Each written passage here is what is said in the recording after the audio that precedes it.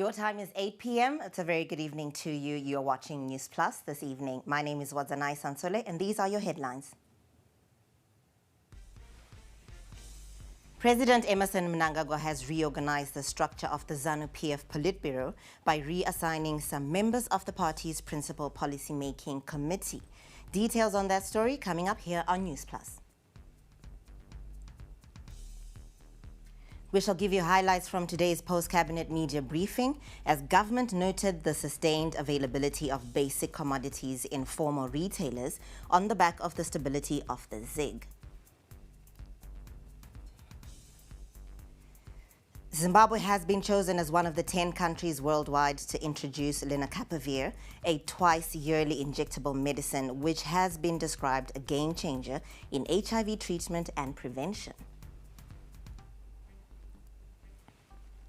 And in sport, SRC lays out mandate for ZRU Interim Management Committee. Thank you for joining us this evening. We now take a closer look at the stories making the headlines this evening. President Emmerson Mnangagwa has reorganized the structure of the Zanu PF politburo by reassigning some members of the party's principal policy-making committee. Now, in a statement earlier today, party spokesperson Ambassador Christopher Mchangwa confirmed that Advocate Jacob Mudenda, previously Treasurer General, has been reassigned to the position of Secretary General, replacing Dr. Obert Mpofu, who has been moved to the Information Communication Technology portfolio. Now, Patrick Chinamasa has replaced Mudenda as Treasurer General, while Justice Minister Ziyambi was reassigned to Secretary for Legal Affairs. Ambassador Mchangwa said the reassignments were in line with the constitution of the party, specifically Article 9, Section 65, as read with Section 67. Now, on to the United Nations General Assembly. President Mnangagwa has pledged Zimbabwe's commitment to implementing the Beijing Declaration, a pivotal UN resolution adopted in 1995 at the Fourth World Conference on Women. Now, the conference held in Beijing in 1995 brought together governments from around the globe to adopt the Beijing Declaration, the most comprehensive blueprint for advancing women's rights. And in a speech delivered on his behalf by Foreign Affairs and International Trade Minister, Professor Amon Murira, at the United Nations General Assembly high-level meeting, President Mnangagwa said the country remains steadfast in advancing gender equality and women's empowerment as essential pillars of peace, security, and sustainable development. Section 17 of our Constitution mandates full gender balance in society and government, while Section 8 guarantees the right to equal dignity and opportunities for women in line with the UN Charter. Zimbabwe stands in solidarity with the international community in commemorating the 30th anniversary of the Beijing Declaration and Platform for Action. We commend UN Women and partners for their stewardship of the Beijing Plus 30 review process. This landmark declaration has shaped Zimbabwe's gender agenda, leading to progressive legislation, policies and investments that have improved the lives of women and girls across all the 12 critical areas of concern. While celebrating these achievements, Zimbabwe recognizes the need for accelerated action and fully aligns with the Beijing Plus 30 action agenda. Zimbabwe is focusing on addressing poverty to ensure equitable, inclusive economic empowerment, contributing to Vision 2030 and expanding equal access to digital technologies to advance the Sustainable Development Goals. Efforts are being underpinned by improved gender data generation, sustainable financing, and the mainstreaming of adolescent girls and youth rights.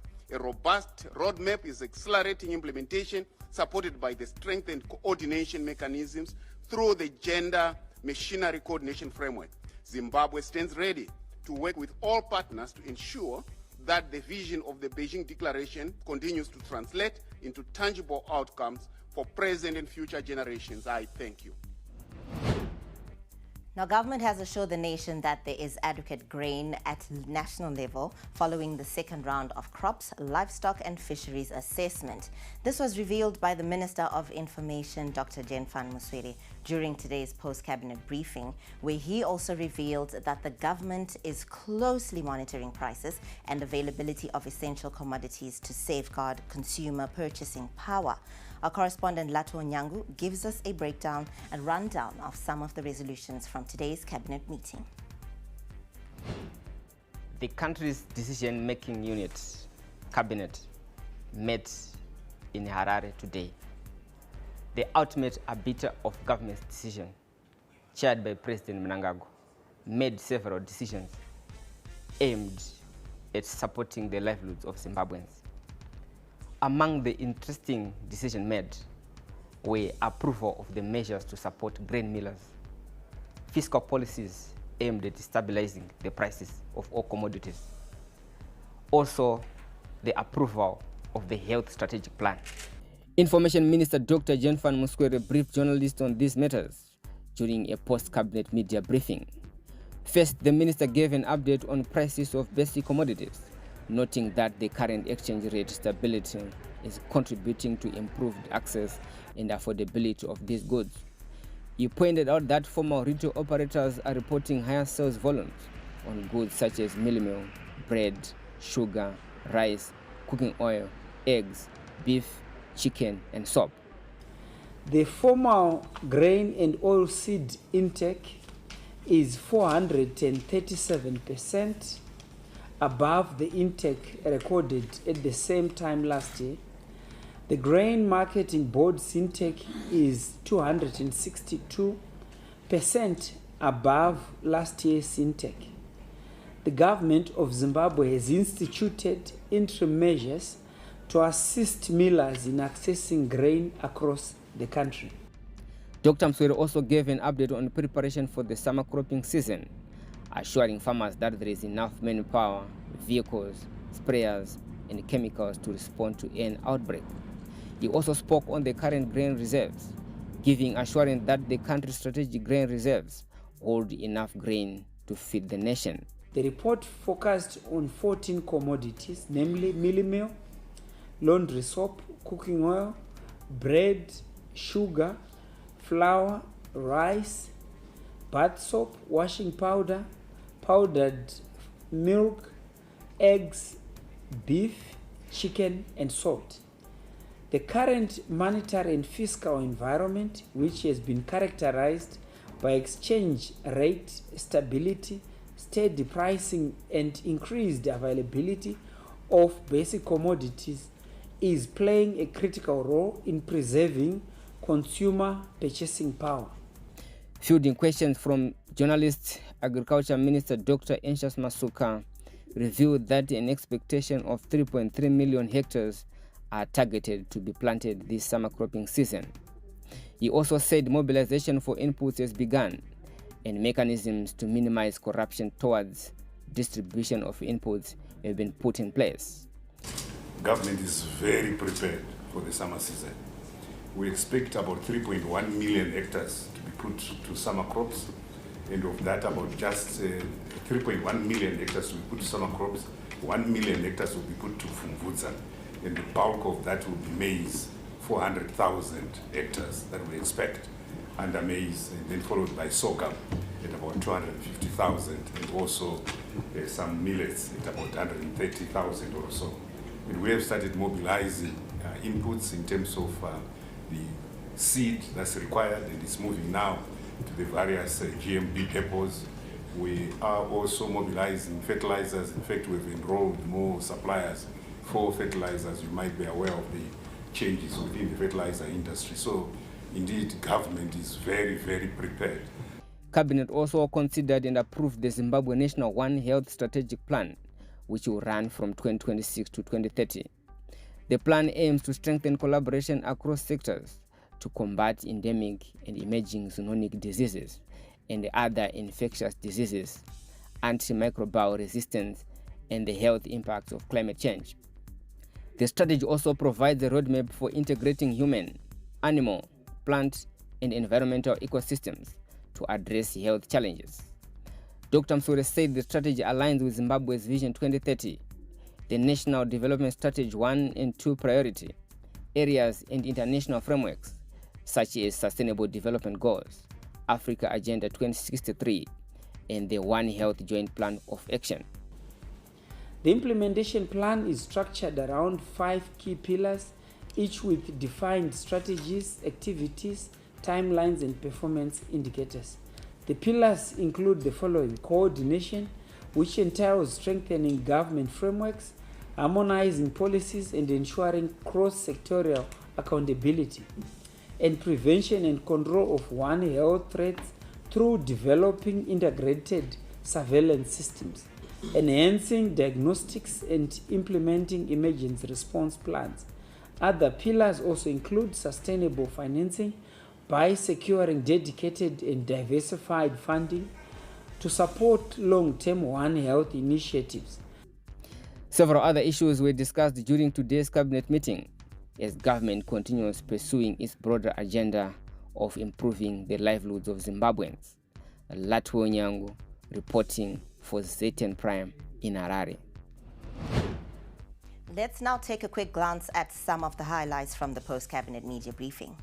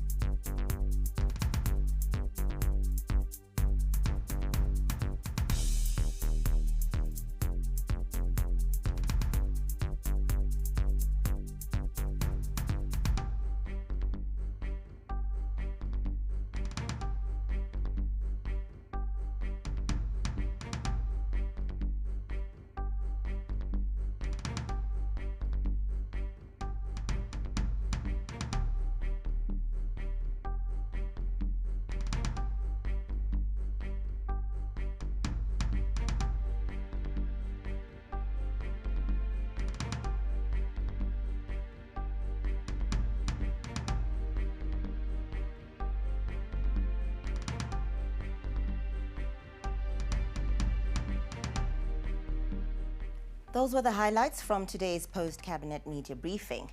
Now, in other news, Zimbabwe has been selected as one of just 10 countries worldwide to roll out a breakthrough HIV prevention drug. The twice-yearly injectable called lenacapavir could change the course of the fight against HIV. The World Health Organization says Zimbabwe and the other countries approved will begin receiving the drug by January 2026. For decades, HIV has remained one of the world's biggest health challenges, Zimbabwe included. In Zimbabwe, an estimated 1.4 million people are living with HIV. Over 90% of these individuals are on antiretroviral treatment, representing one of the highest ART coverages in Africa. The country continues to record new milestones in its fight against HIV and AIDS. Zimbabwe has been selected among 9 other African countries to first roll out lenacapavir, the world's first twice-yearly injectable HIV prevention and treatment medicine. Such new treatment and prevention methods are expected to consolidate the country's gains in fighting HIV. So we are very grateful for this development as it will ensure that babies are born free of HIV. And this leads towards the achievement of the 2030 targets of ending AIDS as a public health threat. The initial rollout will focus on pregnant and breastfeeding women, protecting not just mothers, but also the next generation from mother-to-child transmission of HIV. The good thing about this is that the initiative is targeting pregnant and breastfeeding women, which are a vulnerable group with regards to HIV infections.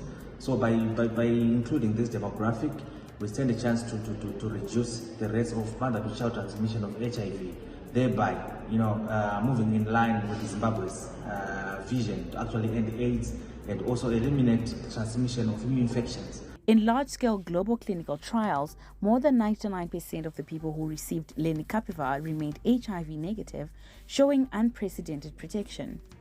This rollout is backed by the Global Fund and US-based Gilead Sciences, long-standing partners in Zimbabwe's HIV response. The Global Fund alone has already invested more than $2 billion to strengthen the country's health systems and supply life-saving treatment. Lenacapavir has shown that it is 99% efficacy in preventing HIV infection. So this is really a game changer. And it comes at an opportune time where we are saying, yes, we've got other prevention methods. For instance, we've got Kabele, we've got the Prevent Vagina Ring, We also have the oral prep. So this is coming in, to increase the options, and more so to look at, the population that we're now looking at, pregnant mothers and breastfeeding mothers. I think this is very, very critical. For Zimbabwe, lenacapavir is more than just medicine. It's an opportunity to bring down new infections, currently estimated at 20,000 per year, and accelerate the goal of ending HIV as a public health threat by 2030. As the world races toward the end of AIDS, Zimbabwe is stepping into a future that's safer, stronger, and healthier for generations to come. Reporting for ZTN Prime, I'm Faith Nyaude in Harare. When Newsplus returns, we'll give you an update on the Save Lake Chivero campaign that Harare residents are launching. Good evening and welcome to the greatest show on earth. This is a people's game. They will be bubbling about this one for weeks and months to come. Let's go!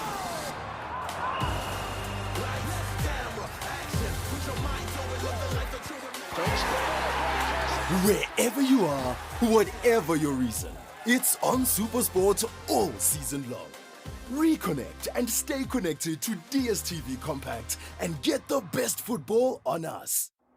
Harare, tune into the beat. Capitalk 100.4 FM, your source for news, business, sports, fashion, and more.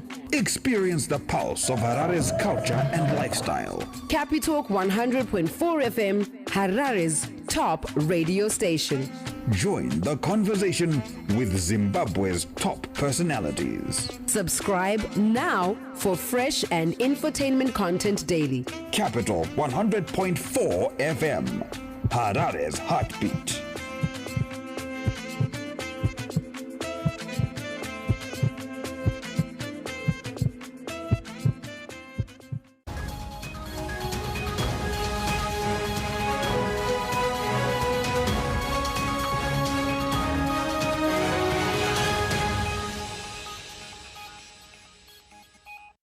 Welcome back. You are still watching Newsplus this Tuesday evening. Now, stakeholders have gathered in Bulawayo to participate in the launch of the consultations for the Zimbabwe Anti-Corruption Strategy 2, which is meant to guide the country's anti-corruption efforts for the next 5 years.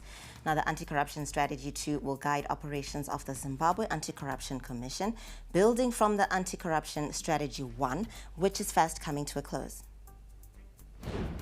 The Zimbabwe Anti-Corruption Commission says the country's second policy on fighting corruption will prioritize regional and international partnerships to dismantle the vice and recover assets hidden abroad.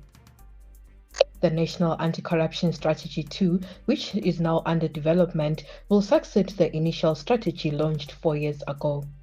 Commissioner Chido Madiwa, responsible for the prevention of corruption in corporate governance, said lessons from the first strategy will shape the new approach. The implementation of our first national anti-corruption strategy yielded significant achievements that have fundamentally strengthened our institutional capacities to combat corruption.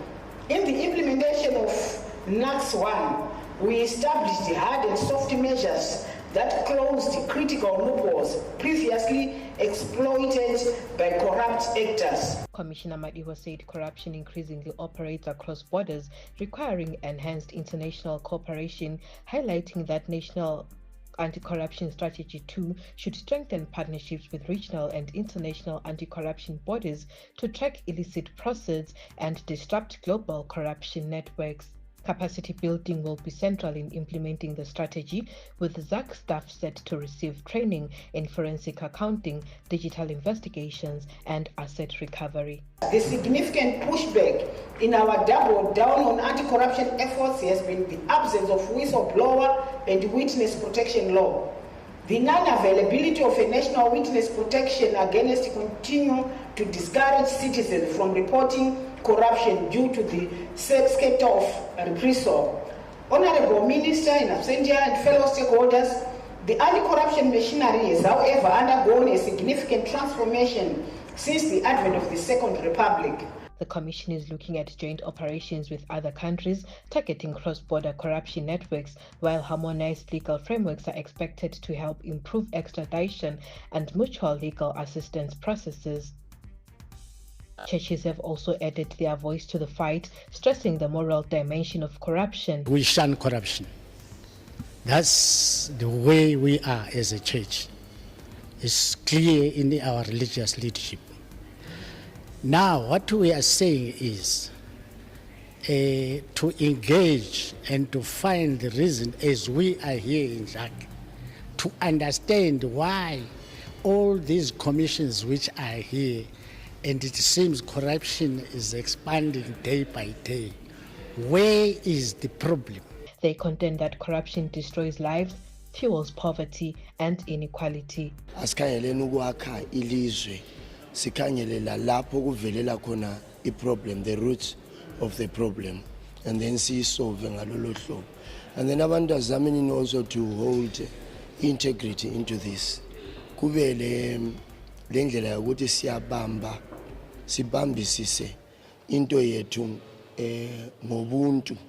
Representatives of small to medium enterprises said corruption was suffocating business growth and appealed for stronger protection.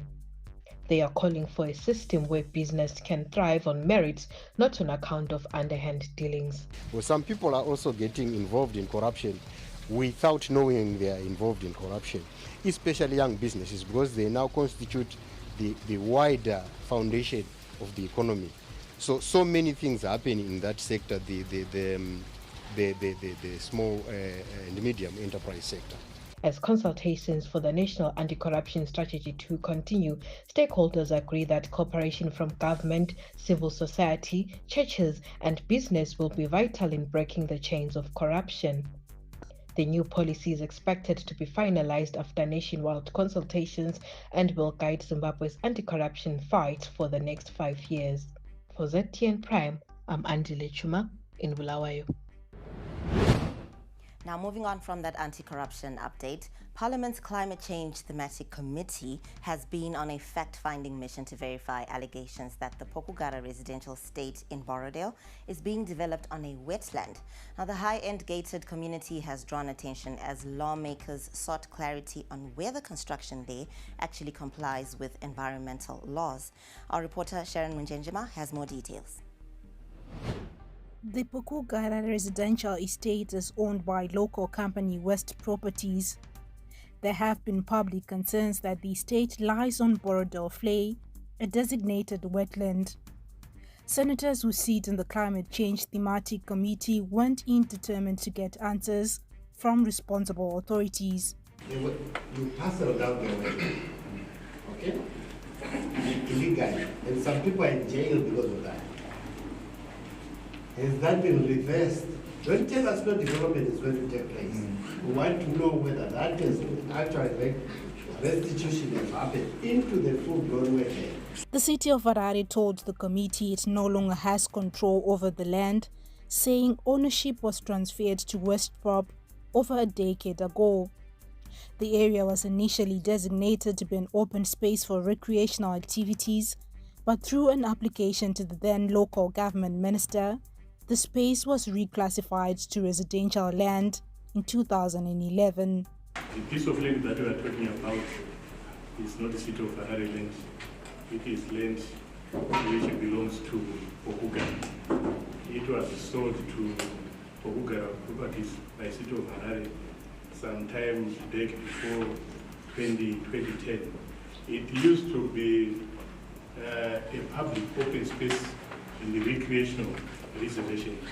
When the committee demanded clear answers on whether Pokugara is built on a wetland, a map was produced to explain that the estate itself does not sit directly on a wetland, but it is surrounded by wetland areas. An environmental management agency official said an environmental impact assessment exercise had confirmed this position, and West Prop had even invested money into restoring parts of the nearby Vlei. The certificate which we issued has got conditions. So after doing wetland assessment, we noted there's an area which is wet and another which is not wet. So the non-wetland area is always wetland. So this development is in non-wetland area. Harare's wetlands continue to face threats from construction projects, yet they play a crucial role and safeguarding the city's already strained water supply. After this site visits, the Parliamentary Committee is expected to compile a report with its findings and recommendations. The report will be tabled in Parliament. Sharon Munjinjema for ZTA News in Harare. Meanwhile, the Harare Metropolitan Residents Forum has called for the amendment of the Water Act and implementation of a regulatory authority that will focus on environmental protection and sustainable water governance. The call was made during the launch of the Save Lake Chivero campaign, and this campaign is a response to the increasing pollution of the capital city's water bodies, which poses a serious health threat to residents. What they were looking at, especially in terms of reform of the water and environmental laws, they're looking at even before November, the government should also probably the tabling of the principles on aligning the Environmental Management Act, or probably to be able to then put the issue around the regulator within the Environmental Management, within the Water Act. So those are some of the I would say the conversations we had when we were in the morning with other stakeholders. So the urgent matter here is the reform of the Water Act, so that, because currently EMA and City of Harare, that duplicity or the multiplicity of enforcement is becoming a challenge, because City of Harare discharges raw sewage. So who will be the guards of the guard? So that's where we are coming from, and probably from also even from the research findings, you realize that the environmental management agents probably might be interested in fines, fining. So that's the where we are coming from, the rationale behind saying we need now an independent water regulator who will deal with pollution in the water, even drinking water quality, so that at the end of the day we can be able to have checks and balances, and this can be housed within the Ministry of Water. Now, campaign organizers say the objective is to push for an enabling legislation that strengthens accountability, that promotes community participation, and also enhances environmental governance in the Upper Manyame catchment. They fail the Korobra sewer treatment plants. They would treat sewer. Once they have done that, it would be discharged onto the farms and on those pastures where City of Harare keeps its cattle. Now, it has been converted, part of the farms are being converted into residential areas, and you will see people settled there. The local authority has not upheld the Regional Town and Country Planning Act to protect that area as a sewer treatment pasture. And when you also look at upstream of Mukuwisi River, go and cross at any road, the level of pollution in that water tells you that while the city has development control, while the city has monitors to monitor the magnitude of pollution, they have failed to stop industrial waste from being discharged into our rivers. And this is a very serious situation. That was an update on the Save Lake Chivero launch. Now, Zimbabwe and Namibia are strengthening cooperation in prison rehabilitation and inmate welfare. A high-powered delegation led by Speaker of the National Assembly, Advocate Jacob Mudenda, and former Namibian Speaker, Professor Peter Kachavivi, toured Kami Prison in Bulawayo and Plumtree Prison in Matabeleland South.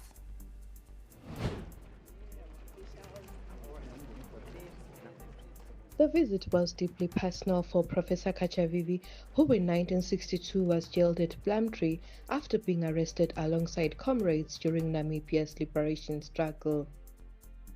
Professor Kachavivi, who's leading a delegation from Namibia, says is documenting their experience at the correctional facility in his upcoming memoir.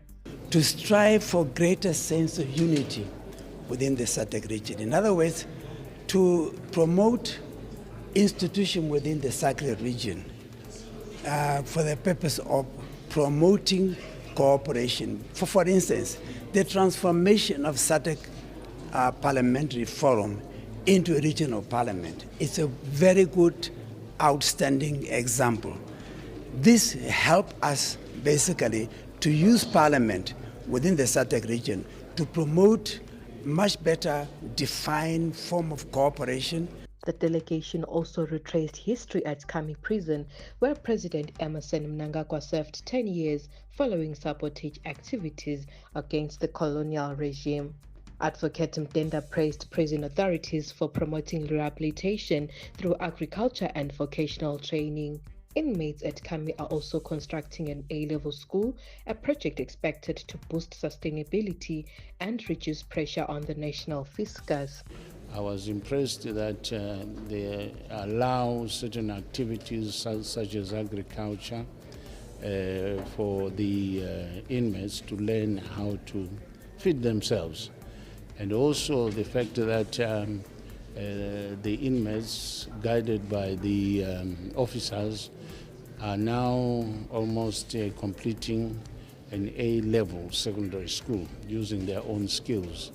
Professor Kachavivi said the partnership between Zimbabwe and Namibia reflects broader SADC solidarity, adding that deeper cooperation, including trade and parliamentary integration, is key to defending regional sovereignty. It's all about helping younger people like you guys to understand what we went through in life when we were fighting for freedom and independence of our respective countries within the SADC region. So our partnership, our cooperation was born out of that experience, working together and sharing a great deal of hopes and aspirations in terms of the future. Zimbabwe and Namibia are part of a wider SADC initiative sharing best practices in prisoner rehabilitation with a focus on reintegration of inmates into society after release.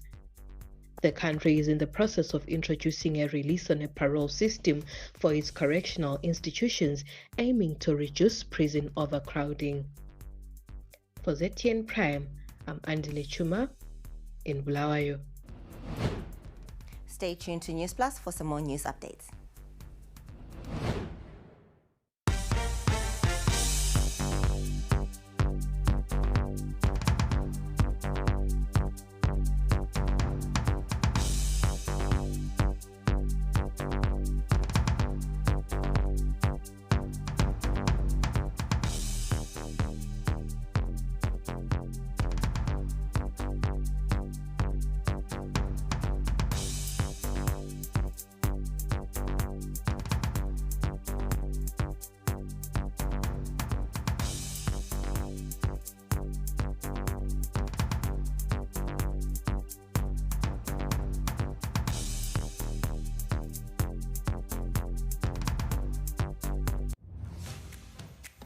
Got some questions about Showmax? Well, we've got the answers. What is Showmax? Showmax is not a TV channel. It's a streaming service with tons of hit series, movies, and more. Plus, Premier League live on mobile. Just pick what you want and hit play. No schedule or airing times. With Showmax, you watch what you want, when you want, and where you want. For any other queries, find us on Facebook, X, Instagram, or TikTok. Didn't graduate? I guess I blew it. You couldn't advise him anything. He would just look at you and say, so who do you think you are? We were just like really spoiled. And then they just give me the receipt and I'd pay. The guy walks in one day and then he says that he wants to make a movie. He was blowing the money. There was just like this habit that he had where as soon as he got money, it was gone. I just didn't have the skills or the experience. This money, I could see it disappear so fast.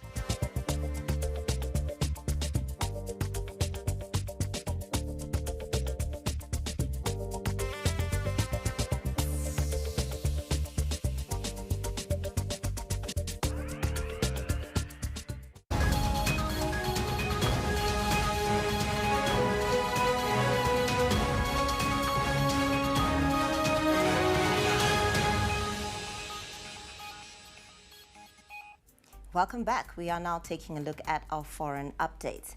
Malawi's former president Peter Mutharika has taken a comfortable lead in the country's presidential race, with 2/3 of districts having reported provisional results. Now, the 85-year-old has received around 66% of the valid votes counted so far, with his closest rival, the incumbent Lazarus Chakwera, 70, trailing on around 24%. Results declared so far indicate that Mutharika has won in areas known to be Chakwera's strongholds, including the capital, Lilongwe, and Nkhotakota. But Chakwera's camp has not given up, saying that once results are declared from other areas, his vote will increase and he could force a runoff. We now take you to South Sudan. Nakitum village on the outskirts of the country's capital, Juba, which is among the poorest villages in South Sudan.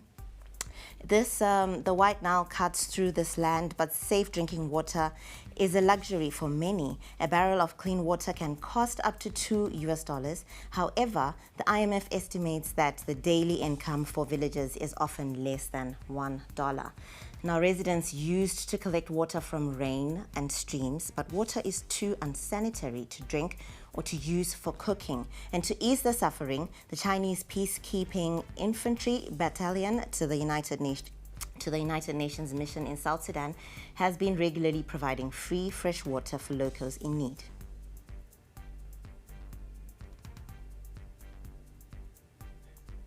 Now, moving on to Asia. An official has said China has just built the largest vocational education system in the world.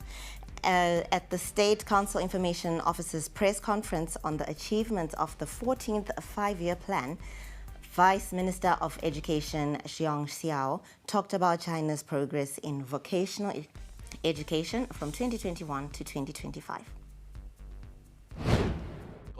目前呢，我国职业院校有中职、高职和本科3个层次。中职学校有9302所，高职有1562所，职业本科有87所。在校生一共3400万人。我们建成了世界上规模最大的职业教育体系，一共设置了19个专业大类，97个专业类，1434个专业，12万个专业点，基本涵盖了国民经济的各个领域，全面覆盖了联合国产业分类的41个工业大类。 Now, a cyber attack targeting the service provider for the check-in and boarding systems has disrupted operations at several major European airports, causing flight delays and cancellations. Heathrow Airport, the primary and largest international airport serving London, said that a technical issue affected a service provider for check-in and boarding systems. Germany's Berlin-Brandenburg Airport said it was also affected, warning passengers to expect longer waiting time for check-in and boarding. Brussels Airport said in a statement that the attack on Friday night has forced the airport to only use manual check-in and boarding, as the service provider is working on solutions to the problem. Now, in other global news, thousands of Israeli protesters took to the streets of Jerusalem.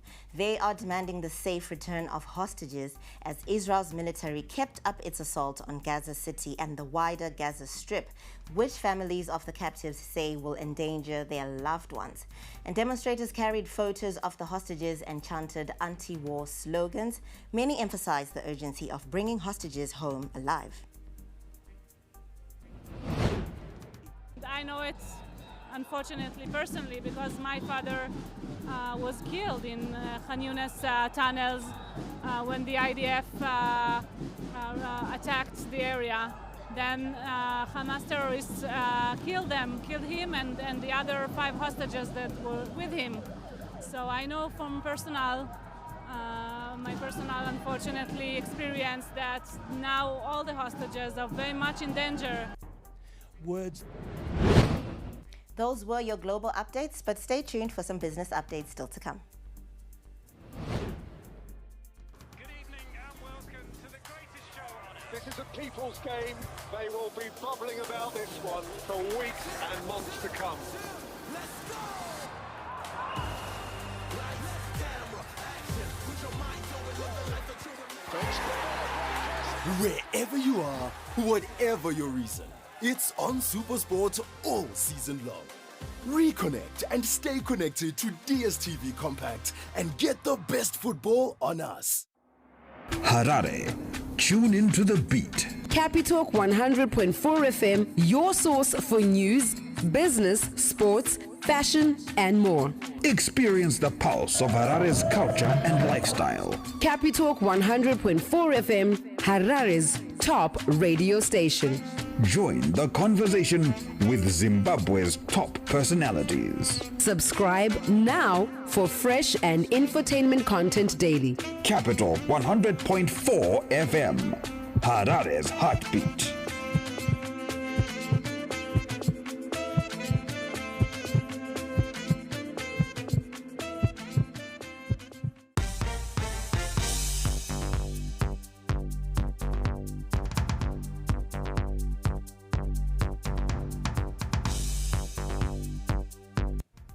Listed dairy producer Dairybird Holdings reported an 18% jump in revenue to $64 million in the 6 months to June 2025, showing solid revenue growth but weaker earnings. National milk intake increased by 3% to 57 million litres in the first half of the year. Ibn Mabunda has the details. Dairyboard's turnover climbed 18% to $64.3 million in the first half of 2025, driven by strong sales across foods and beverages.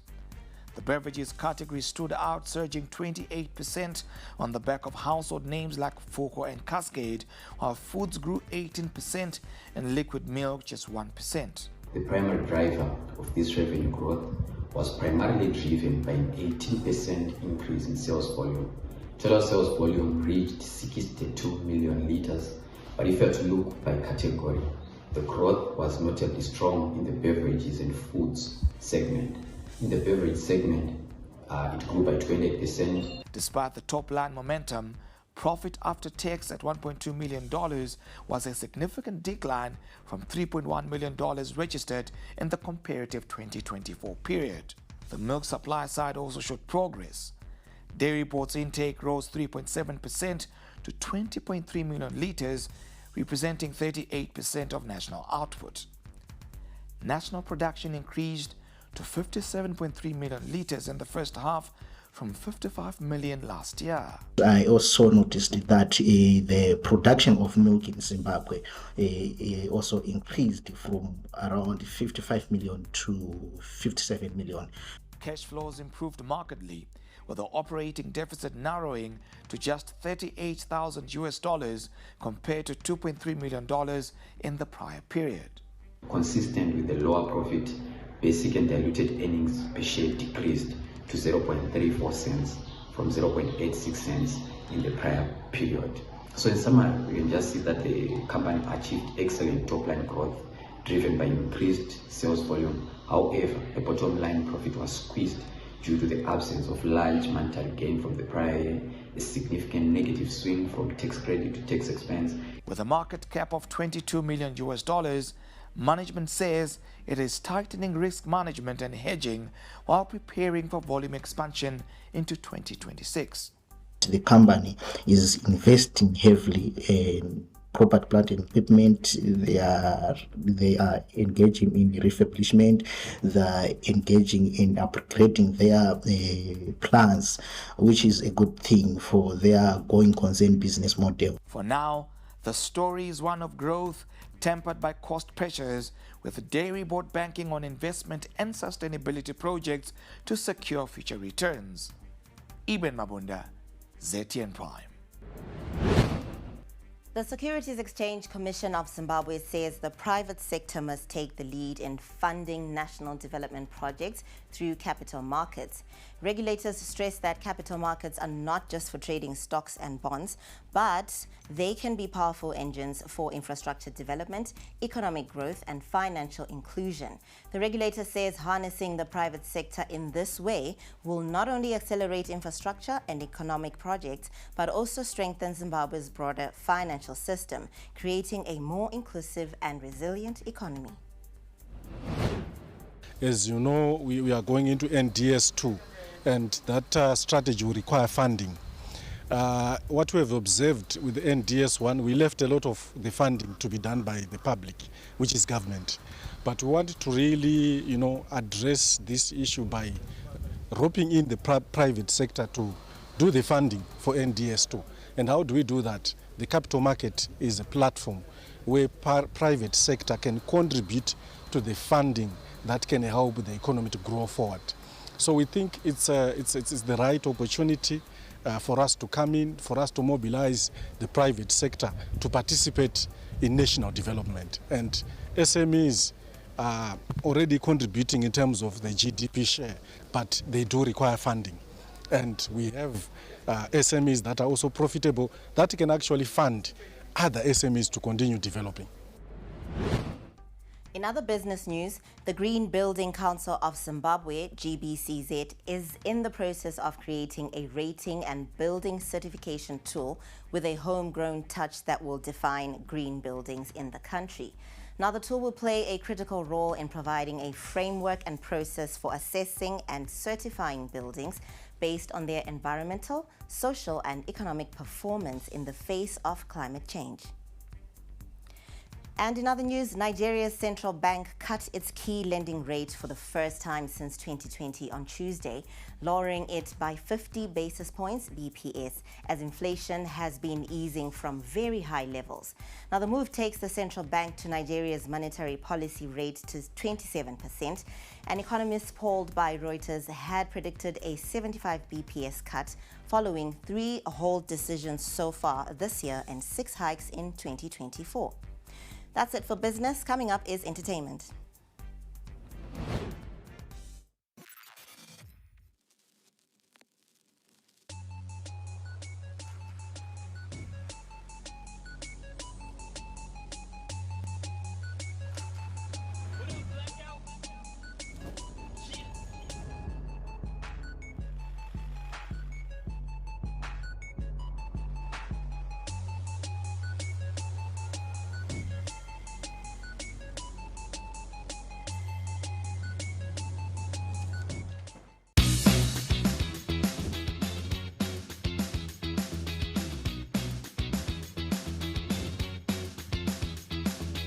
Dental checkups, experiments, games.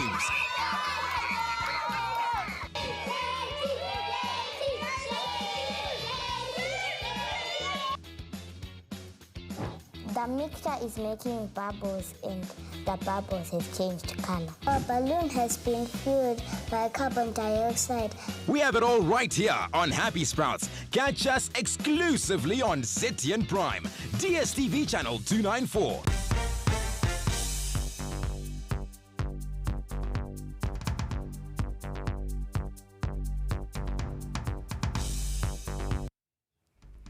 Now, we look at entertainment news. The second edition of the Oliver Mtukudzi International Festival of Arts, OMIFA, which took place over the weekend at the Pakari Pai Arts Center in Norton, has warmed up the hearts of Tuku fans. Artists like Aganyabinde, Japreza, Mokumba, and Felinandi, among others, paid tribute to the departed icon over 2 days.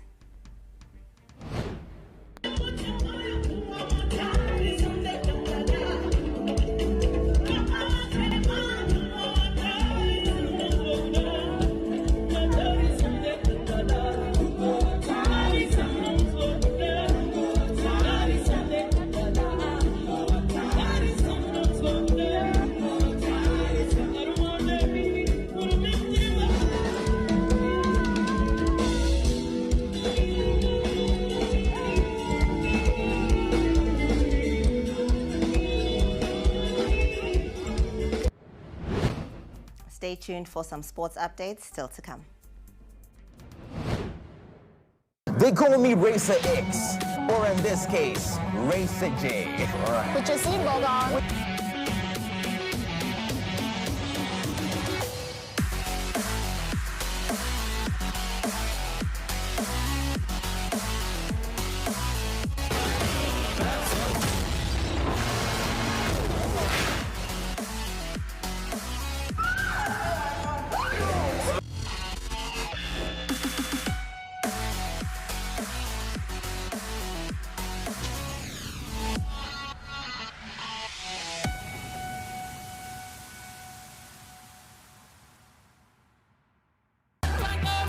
world where music transcends boundaries. Where rhythm and melody unite the hearts of people. Comes a show that celebrates the power of music like never before. Get ready to dive into a sonic journey that will leave you mesmerized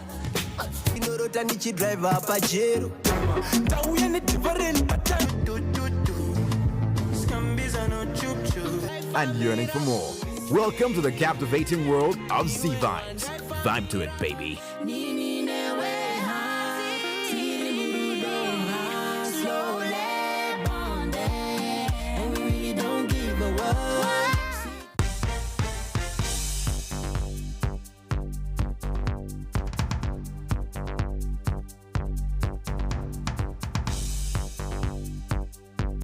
Let's now take a look at what's happening in the world of sports.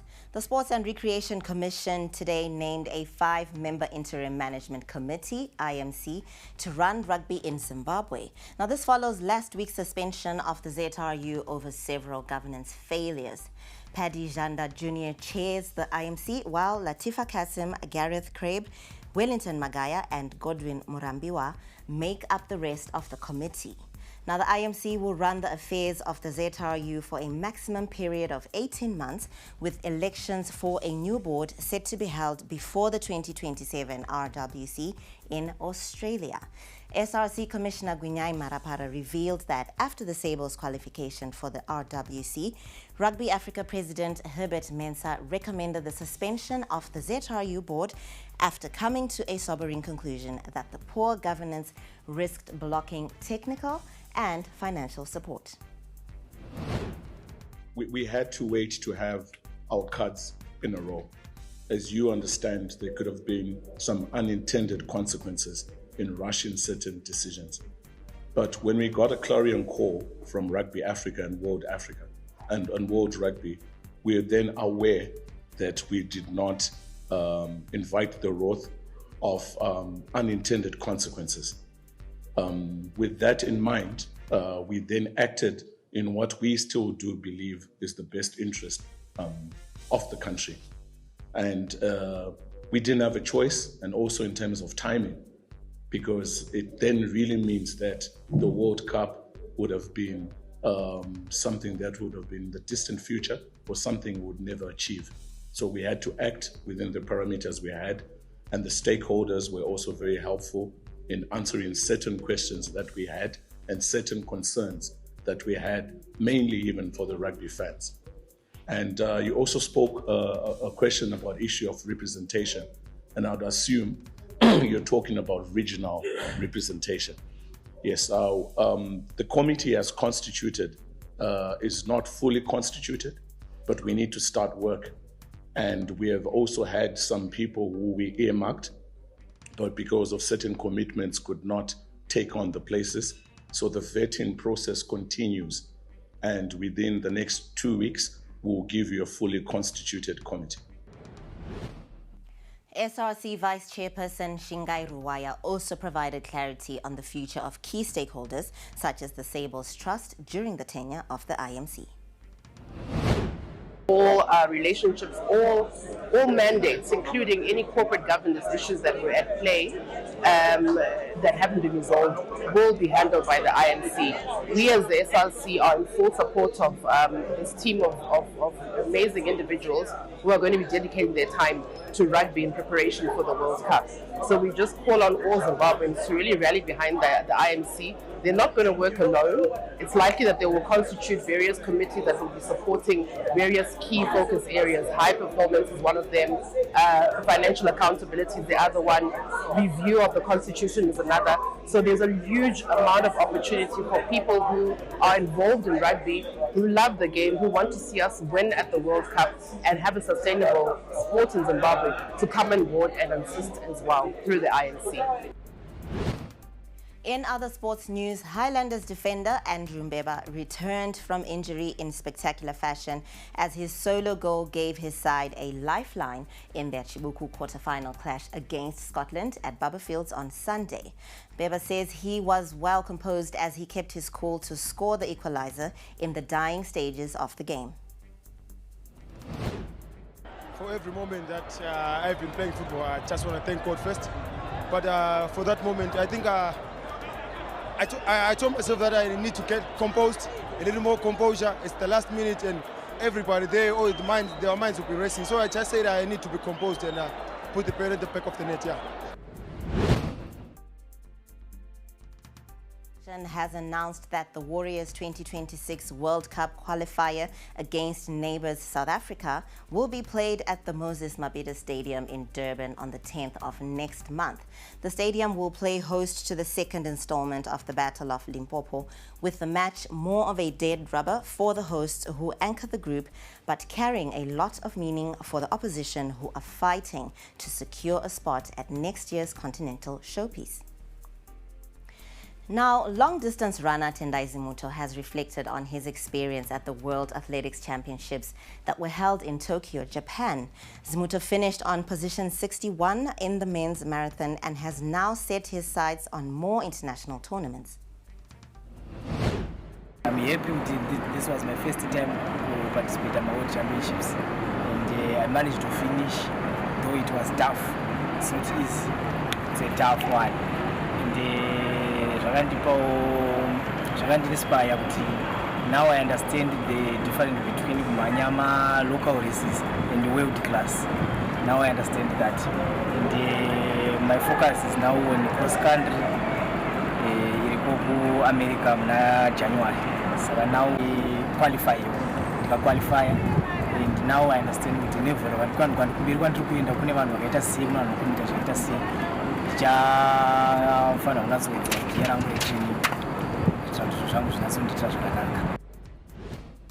Now, Zimuto says he will use the experience he got from the World Championships as motivation to take part in more events as well as qualify for the Los Angeles Olympic Games. The World Championships the first thing I got for Rwanda and the Tarisra kuenda kune kubeshima World Championships tasira zvakare kuenda kuLA 2028 maOlympics ndo zvimwe zvandatarisira for now ndio yaone focus yangu yakanyanya kutarisira kuti I have to go kuBeijing and kuBeijing ndinofanira kumeka sure kuti ndichanoita the best I can do, but ndingazotaurirwa kuti gold ndinoita silver because I know kuti ndechicompete against vamwe vanhu champions the best of the other countries. Saka ndichanotry by all means kuitawo zvandinokwanisa, but I'm going to do my best. In our last sports story, the Zimbabwe under-21 ladies hockey team's dream of carrying the nation's hope on the global stage seems to be under threat. The side is facing financial challenges months before the Junior Women's World Cup set for Chile from 1 December to the 13th. Now, the Hockey Zimbabwe Association has since launched a sponsor, a player campaign aimed at calling on corporates, government, as well as well-wishers to rally behind the team and give them a chance to compete and showcase their talent on the world stage. And that's a wrap on Newsplus this evening. Thank you very much for tuning in. My name is Wadzanai Sansole. Have a good night.